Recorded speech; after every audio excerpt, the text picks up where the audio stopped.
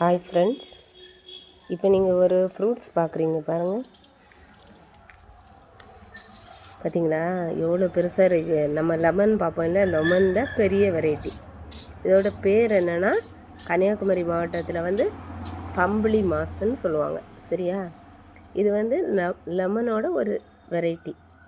Lemon, orange இந்த ஃப்ளேவரை நம்ம சாப்பிடும்போது என்ன டேஸ்ட்டில் இருக்குமோ அதே டேஸ்ட்டில் தான் இது இருக்கும். இப்போ நம்ம இதை கட் பண்ணி பார்ப்போமா?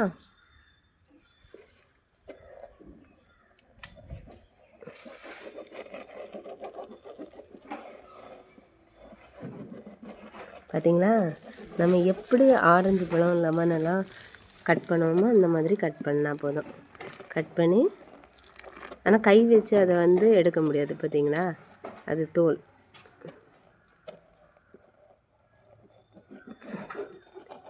நைஃப் யூஸ் பண்ணி தான் நம்மளால் கட் பண்ணவே முடியும்.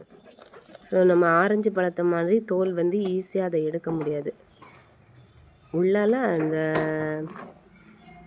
பழம்தான் அவ்வளோ. பாருங்கள், பார்த்தீங்களா, தெரியுதா? ஆரஞ்சு பழம் மாதிரி இருக்குதா பெருசாக? டேஸ்ட்டும் அதே ஆரஞ்சு பழ டேஸ்ட்டில் தான் இருக்கும். ரொம்ப இனிப்பும் இருக்காது, ரொம்ப புளிப்பும் இருக்காது, நல்லா இருக்கும்.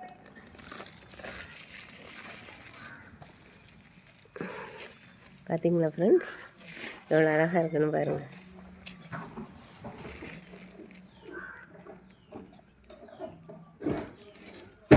இந்த மாதிரி எல்லா பிளேஸையும் வந்து கட் பண்ணி ஃபுல் சைடாக நம்ம கட் பண்ணி எடுக்கணும்.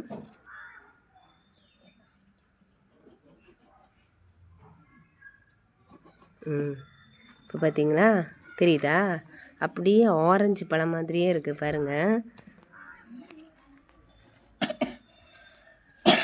இப்போ நம்ம பாதி தான் நாங்கள் இப்போ எடுக்க போகிறோம்.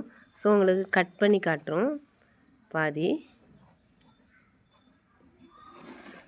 நம்ம ஆரஞ்சு பழம் மாதிரி அதை வந்து ஒவ்வொரு பீஸாக எடுக்க முடியாது. அது ஜாயிண்டோடு தான் இருக்கும். நம்ம நைஃப் யூஸ் பண்ண, பார்த்தீங்களா, செமையாக இருக்குது. பார்த்தீங்களா, ஆரஞ்சு பழம் மாதிரி. இதுதான். இதை இப்படி சாப்பிட்டு பார்க்கும்போது டேஸ்ட் எப்படி இருக்குன்னு பார்ப்போம்.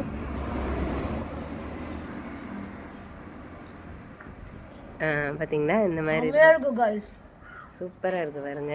அந்த ஆரஞ்சு பழத்தில் இருக்கிற மாதிரியே உள்ளால பாருங்கள். பார்த்தீங்களா?